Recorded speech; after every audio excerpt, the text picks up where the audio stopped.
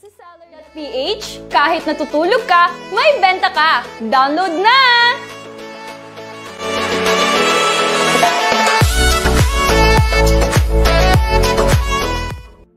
Experience the luxury, fashion, and style. Brands that came from the illustrious and elite. World's most luxury fashion houses that offers unique craftsmen and unrivaled quality. Sa video na to, tuturuan ko kayo kung paano magnegosyo gamit lang ang smartphone nyo. Una, i-download mo ang app. Available ito sa App Store at Google Play.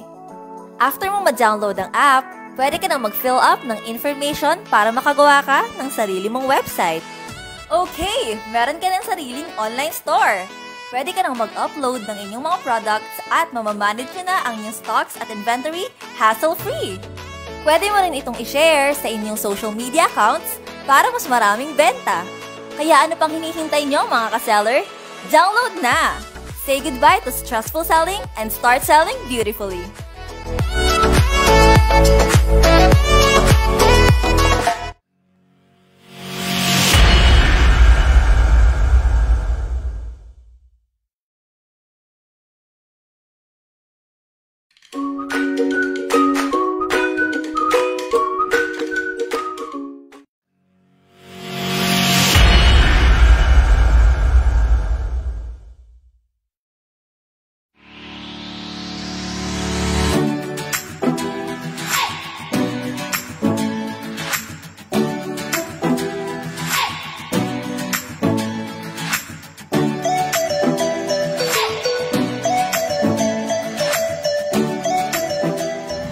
May isang kainan dito sa lalawigan ng Quezon na may kakaibang pansit na inihahain sa kanilang mga parokyano.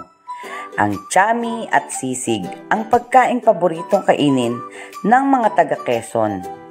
Kaya naman si Kuya Yeye, mula sa pagiging empleyado ng bangko, nag-conceptualize ng isang kakaibang pansit na naging patok na patok sa panlasa ng mga taga-Quezon.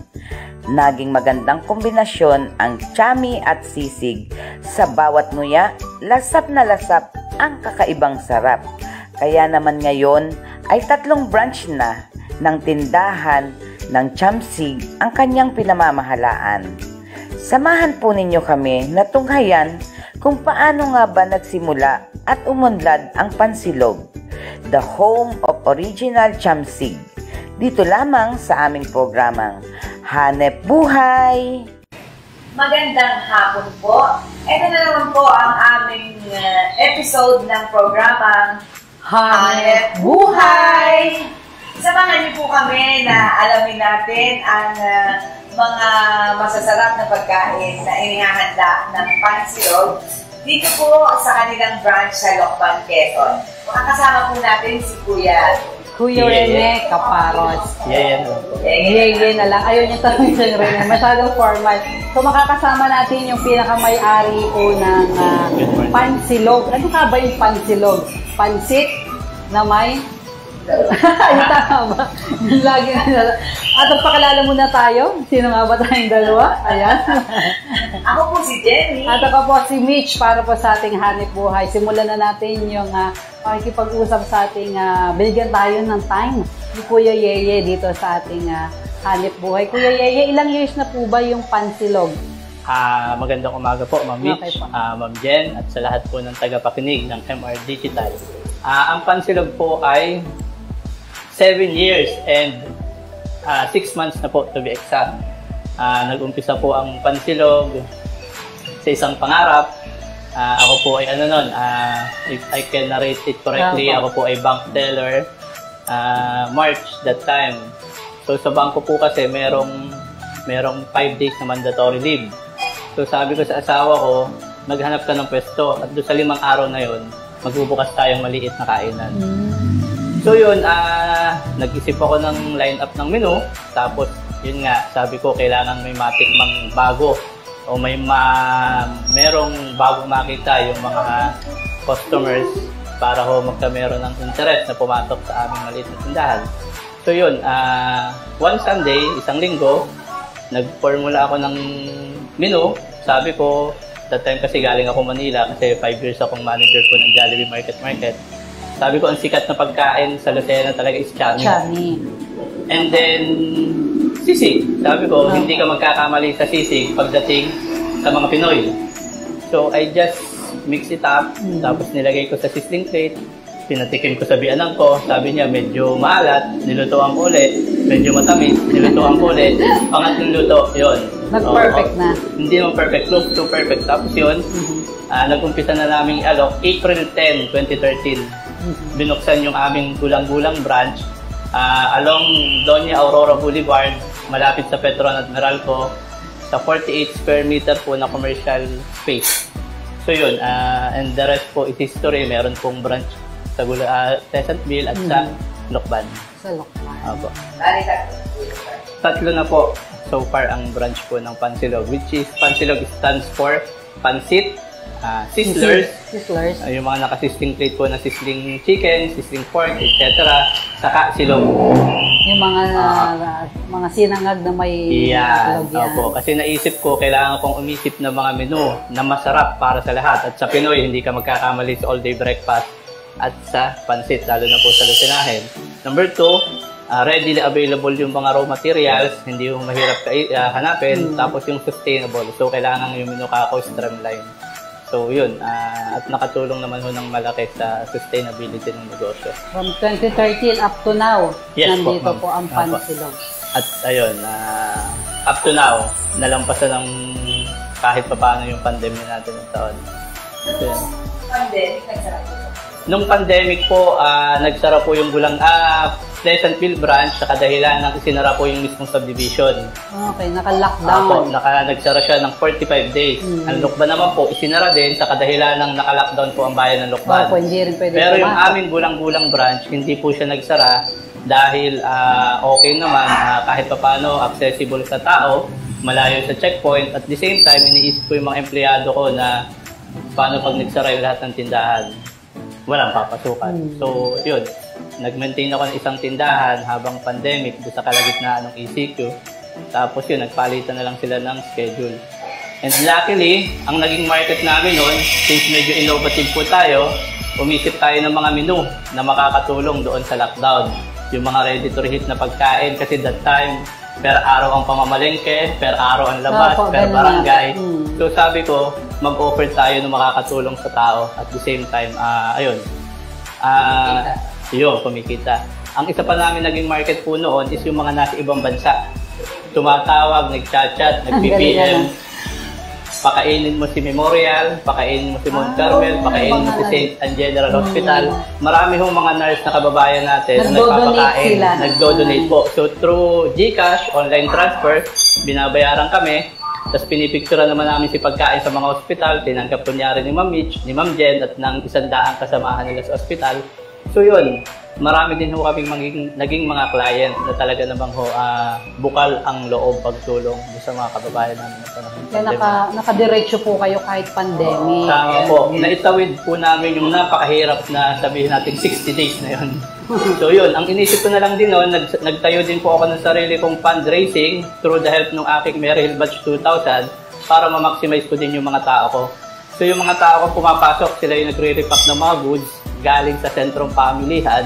Kasi naisip ko ipamigay ho nun mga gulay. Opo. Number 1, para makatulong sa magsasaka. Number 2, para dire-diretso ang ikot ng ekonomiya pagdating sa agrikultura. Number 3, masustansyang ipamamahagi sa mga tao, mabusa ang immune system, makaiwas sa virus. So sabi ko yun po yung mga naging activity namin ng pandemya. Ibig sabihin, yung panahon ng pandemya, hindi kayo tumigil, bagkos ay lalong lumakas natin yung Kasi bihira yung naging negosyo ng pandemic na hindi mo magsakit. Kumbaga bibihira yung nagtuloy-tuloy. Hindi naging hadlang ba? Hindi naging hadlang yung pandemya. Tama po. Sa negosyo. Kuya, Rene, nasabi mo kanina na nasa bangko ka. Opo. So ngayon, ano na yung nandun ka pa rin ba habang nag-negosyo or nag-resign ka? Noon pong unang buwan ng aking tindahan sa gulang-gulang, pinagsabay ko po ang bangko at ang negosyo. So, pag tanghali, during my lunch break, pumupunta akong tindahan, kami mag-asawa nag-dyan. Kasi that time, isang cook, isang cashier lang po eh. tanghali lang naman ang bugso ng tao. So after pag-alis ng mga tao, yung 1 hour na break ko po sa bangko, pag-abot pa, dayag dito, dayag doon, tapos paalam, balik sa gabi para naman mag-inventaryo ng benta. At sabi ko, nung medyo may konting tsansa, yun, nag-resign po ako sa bangko, pero yun, medyo malungkot kasi kare-regularize ko pa lang noon, saka naman ako nag-resign. Kumbaga, kailangan ko mamili between the two kasi baka ako yung negosyo ko inumpisahan ay hindi pa lumalaki, nalulugi na lang dahil hindi ko naman babantayang maigi. And yun, kasi nagdire-diretso na. Nagdire-diretso na po. Sir Yeye, ano yung mga pinagdaanan yung mga challenges? Maliban sa pandemic, siyempre, pagsisimula ninyo, mahirap pakipag-compete sa Lucena kasi madami na tayo mga restaurant at kung ano-ano pa. Madami rin nagsa-challenge. Tama po. Napaka-saturated na po ng lungsod ng Lucena pagdating po sa lahat ng negosyo. So kung magbubukas ko ng negosyo, kailangan merong something na magiging curious o interesado yung mga tao. So that time, sabi ko, hindi ako mabubuhay ng walk-in lang. Since nasa bangko ako at ang naging umpisa ko naman, nung nag-uumpisa pa lang ako sa bangko, nag-cater po ako nung, as in catering po, during weekend sa bangko. Nung nasa bangko ako, so tumatanggap ako ng catering ng Sabado at Linggo. Since wala pa akong gamit that time, nangihiram lang ako ng mga gamit at waiter sa ibang caterer. Kunyari, tawag ako kay luto ni Kuya, salamat sa luto ni Kuya. Manghihiram ako ng gamit na pang 100 tao. Samahan mo ng 4 na waiter, pero yung pagkain, ako po ang nagluluto. At salamat din sa mga unang naging customer ko, kamag-anak, kaibigan, na sabihin natin na pag-practice natin. At yun, nagkameron tayo ng idea, tapos ang ginawa ko, nag-deliver nung binuksan ko yung tindahan ko sa gulang-gulang, para matikman ng mga tao yung pagkain, nag-deliver kami ng mga pananghalian sa mga bangko.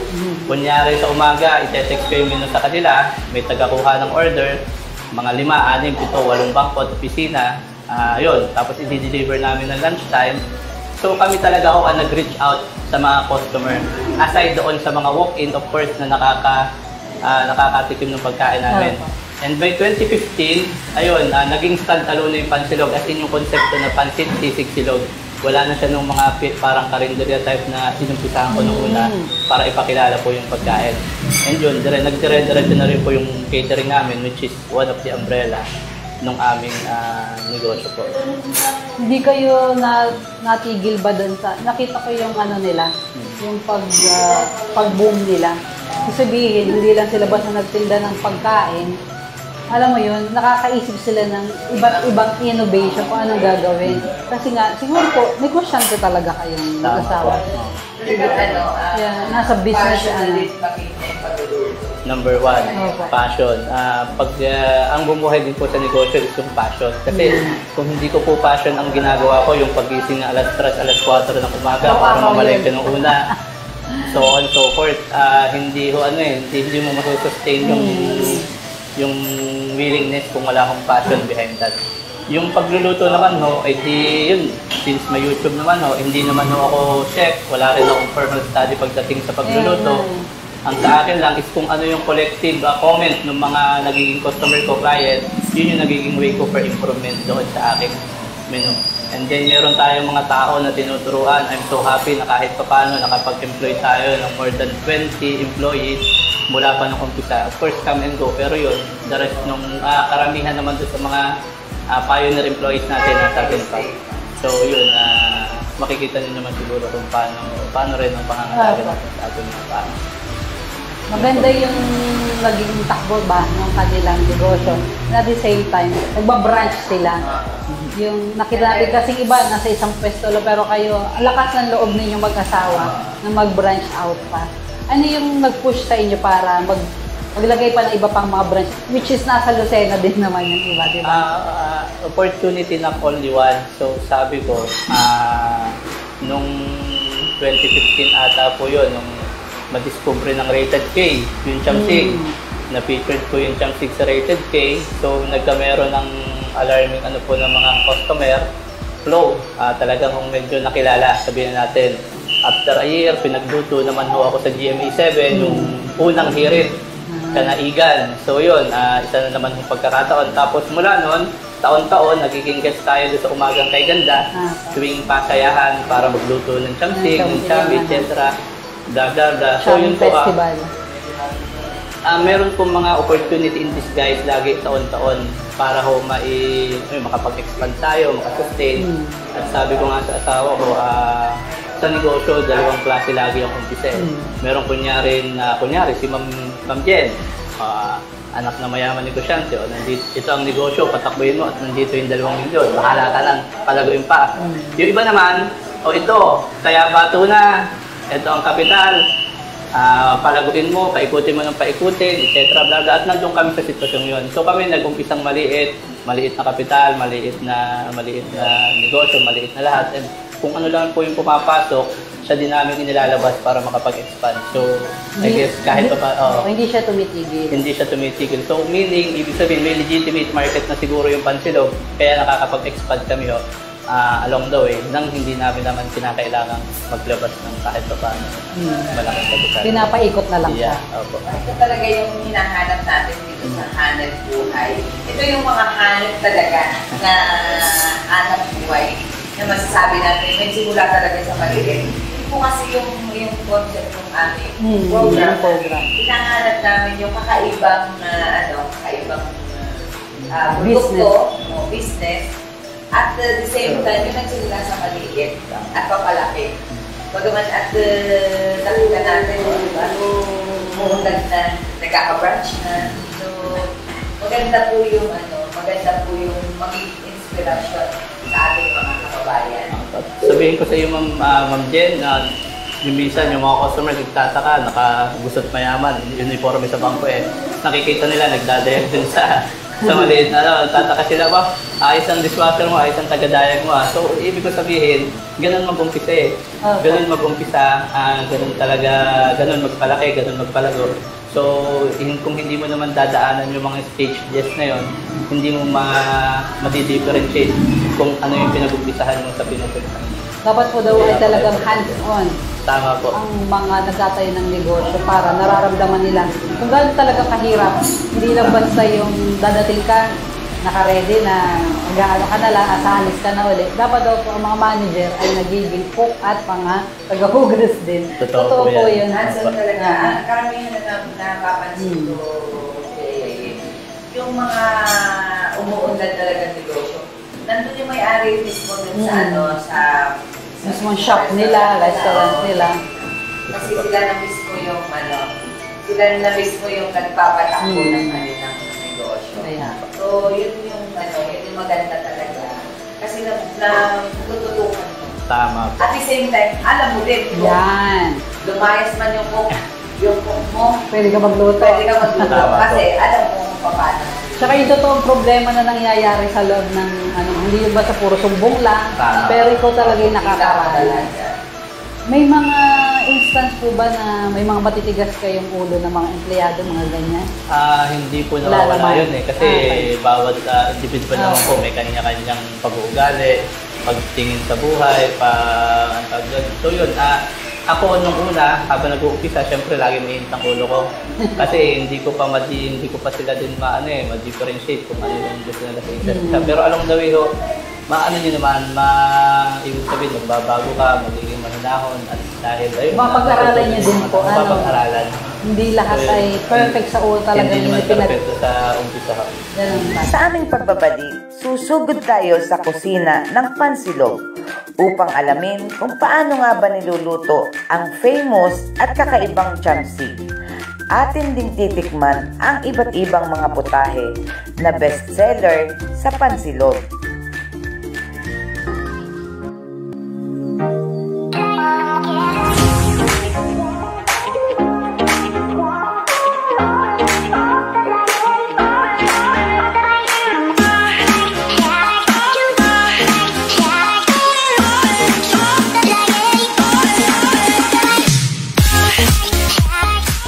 Hi, Mark here, CEO and founder of Seller.ph.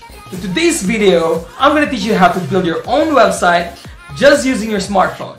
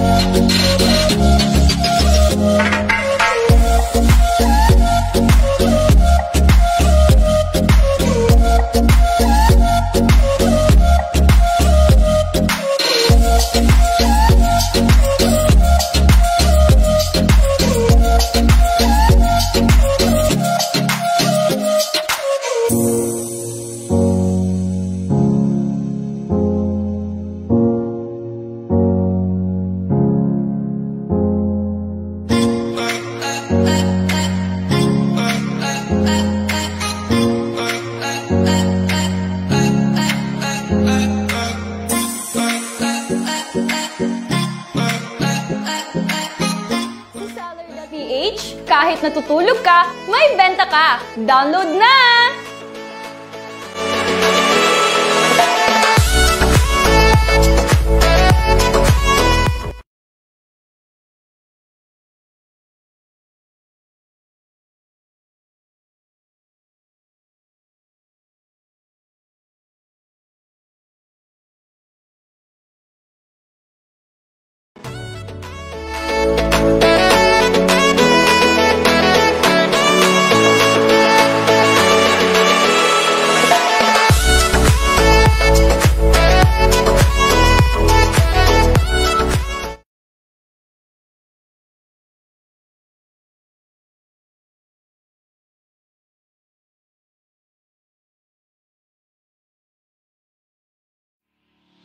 At nagbabalik po ang programang Hanep Buhay.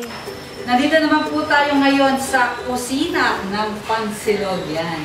Yung masarap na chami na nilagyan ng sisig. At ipapakita po sa atin ang ating chef ng pansilog. Walang iba si Kuya Adonis.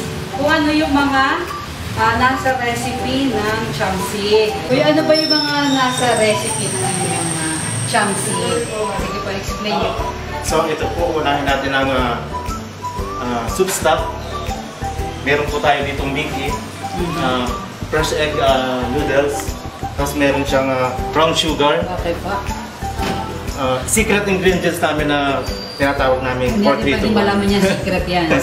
So ginagamitan namin ng pagtoppings na white onion, at ang aming sisig na ready to top naman.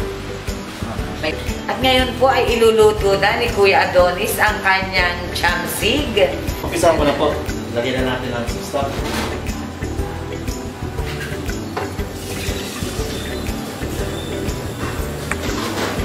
Ang ating pong secret ingredients. Ate.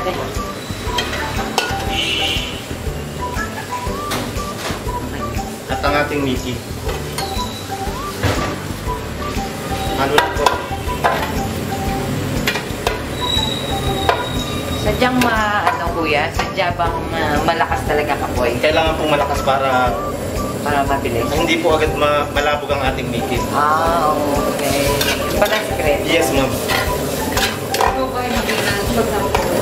Hindi ako ngayon na mag-apoy dyan pala nalalabog. Oo, nalalabog po. Kaya kailangan na medyo malabog.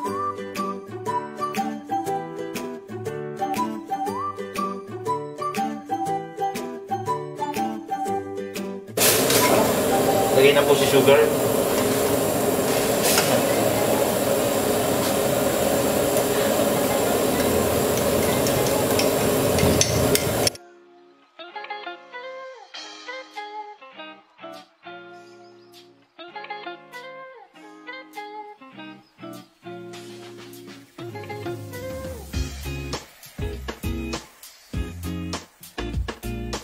Lalagay lang sa sizzling plate.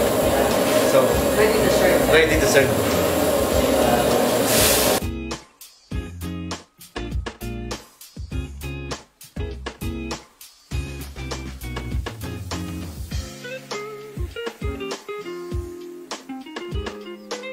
Natin ang chamsik sa sizzling plate.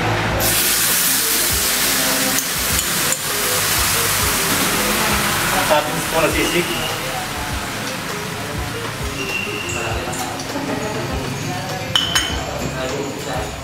Sibuyas.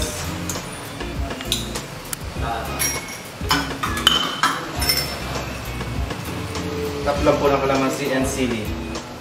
So, ready na po ang chamsig.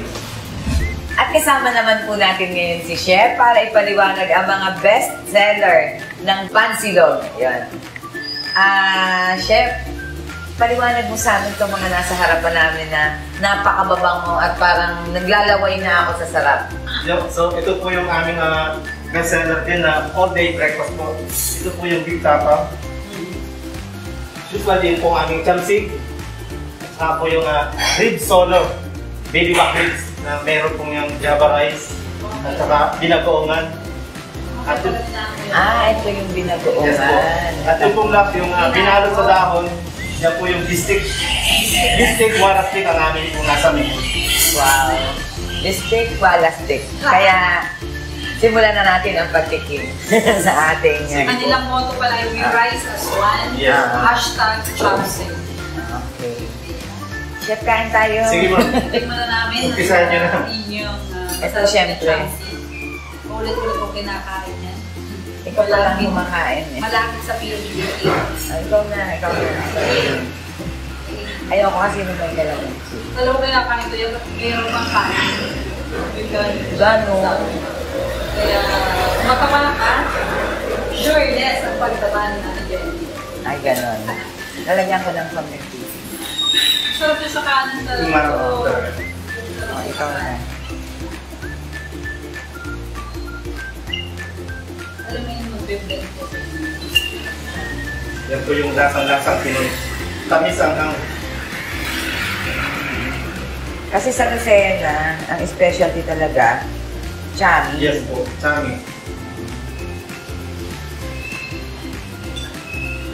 Sarap. Sarap sa kanan. Parang gusto ko ng kanin. Yan din yung pagkaka ng kanin. Oo, masarap po. Pwede siyang merienda, pwede siyang ulam. Pero mas gusto ko siyang ulaman ng kanin.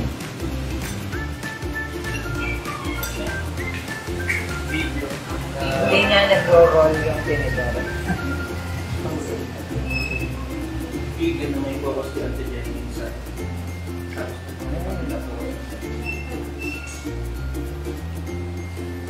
Masarap. Masarap yung java rice nila. Tikman natin yung... Kuya, ito yung binagoongan. Yan po yung binagoongan. Okay. Saka iba ang binagoongan. Ano? Crispy binagoongan. Oh. Crispy. Parang ano din. Ano yung pinipigin mo? No po, siya po ay part ng lempo Parang yung ano. na inililig kong kawali. Yun. Kailang maliliit ang cup niya talaga. Yes. Parang may gusto kanina.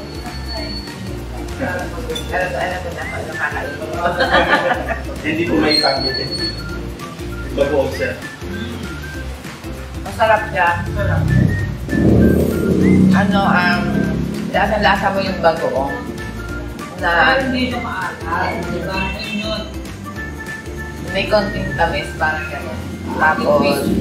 Tapos crispy siya. Gusto mo ba tikman ang baby back ribs? Siyempre. Hindi nga lang, kaya lang. Ang aking tinidor ay mayambot. Malambot ang aking tinidor. Teka, Bumawasak. umawasak. Ito lang. Ang buto pa nga yata yung nakuha ko. Buto ba? Buto nga. Mamabagin ang tinidor.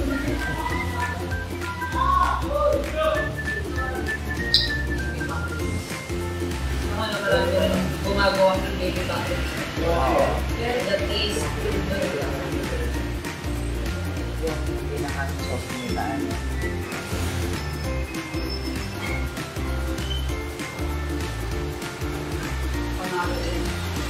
Oh, meron pa sila doon. May pahabol pa talaga si Chef. Chef, ano yan? Pahabol Ito po yung longganisan lokban. Okay. Pero wala siya sa menu nyo. Nasa menu nyo. Nasa amin na rin po, all day breakfast po. Breakfast.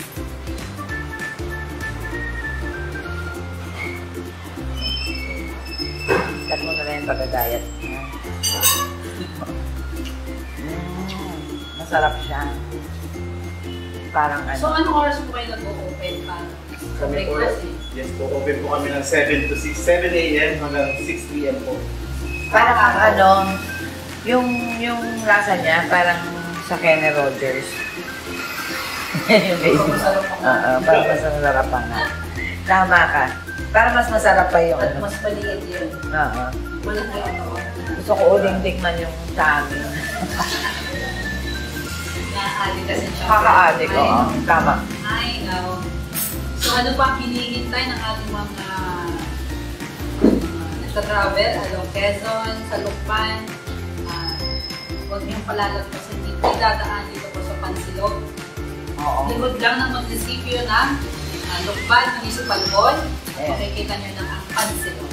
Hindi ko lang masyadong yung address. Mamaya lalagyan sa screen kung nasaan ang address ng Pansilog. So, let's eat and find the taste po ng Pansilog. I-enjoy po natin yung lasa ng kakaibang pansit. Dito lang po sa Pansilog, tayo po ay sama-samang bisitahin at tikman ang masarap na lasa ng kanilang mga lutuin.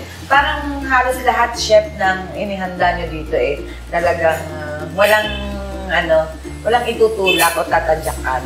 Parang lahat gusto namin kainin Nangangatain na lang at lolo. Maraming salamat po sa bigay ng chance sa amin dalawa ni Jenny dito sa ating Hanep Buhay. At sa lahat po ng mga gusto rin ma-feature, di ba, sa Hanep Buhay, gagawin po kayo lahat para naman kayo mabigyan ng chance na mabigyan din ng... para makasama po ninyo ang MR Digital Media. Ayan, para ma-feature din po kayo doon. At sa lahat na sumusubaybay sa Hanep Buhay, maraming pong salamat sa inyo lahat. Kuya Yaya, ano yung masasabi natin sa ating mga taga-subaybay? Ano yung pwede natin maging mensahe sa kanila para maging parang Lalo tingin sa mga nagsisimula pa lang. sa mga nagsisimula. Negosyante. Ano ba? Inspiration. So kung ako po ay mabibigyan ng pagkakataon na magbigay ng payo. So ako po kasi, kaya ako nag-umpisang magnegosyo habang bata. Ang sabi ko sa sarili ko, hindi man ako magkaige, hindi pa overage para bumalik sa trabaho. So sabi ko at the age of 33, 34, 35 siguro ang overage, makakabalik pa ako kahit pa paano. So sabi ko, umpisahan ko ng maaga. Number 2, kung ano man yung papasukin nyo po negosyo, kailangan nandun din yung passion nyo behind that.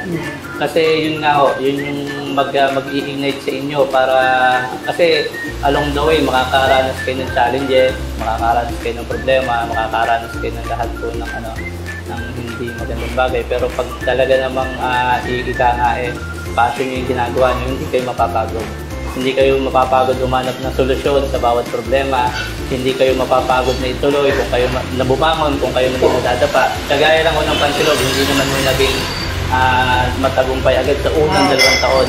Talagang sabi ko nga, sa sobrang saturated na Lucena na naghahati-hati sa market. So napaka-challenging.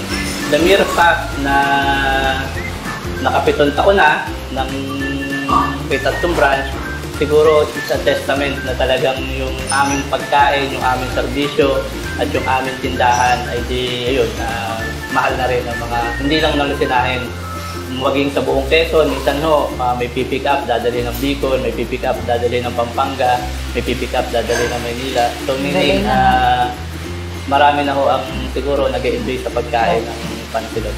So yun. At yung competency dito sa bayan ng Lukban. Oo, iba. Diba? Pansit hab-hab ang kano dito. Marami ang nagsabi sa akin, suntok sa buwan, ang pupasukin ng Lukban. Medyo mahihirapan ka sa Lukban kasi nga pansit ang no-offer ko. Tapos pansit din yung babanggit ko. Yun nga, sabi ko hindi ko kailangan labanan yung pansit hab-hab. Kasi ako alone is a fan of Lukban pagdating sa pansit Lukban. Kaya kung mapapansin nyo sa menu, wala akong pansit Lukban. At wala akong menu na ini-offer ng mga Lukbanin. Kasi napakasarap ng mga pagkain sa Lucban. So ang akin is dala ko yung sarili kong identity, pansit, dala ko yung sarili kong menu para naman makatikim ng iba yung mga Lucbanin at yung mga turistang umaakyat ko sa Lucban tuwing mahal na araw, kaya ayun, kung may ano pa man itong weekend, mga okasyon. So yun po, everything naman is nasa basta tama ang estratehiya, may inobasyon, nagdadasal sa Panginoon, just like what we did during the pandemic. Ayun, lahat naman ho ay ibinibigay ng mga solusyon sa problema ng marathon. So wag lang aayaw sa mga batang nais mag-umpisa ng bata. Ayan, ayun, may panahon, sabi, may panahon pa para bumalik sa trabaho kung hindi magkakain. Pero yun, sana naman lahat na mag-uumpisa hindi makahanap ng kanilang sariling tagumpay along the way. Hindi man sa panahon inaasahan nyo, ngunit sa panahon deserving kayo na ayun, mamaramdaman na yung tagumpay. Yun lang.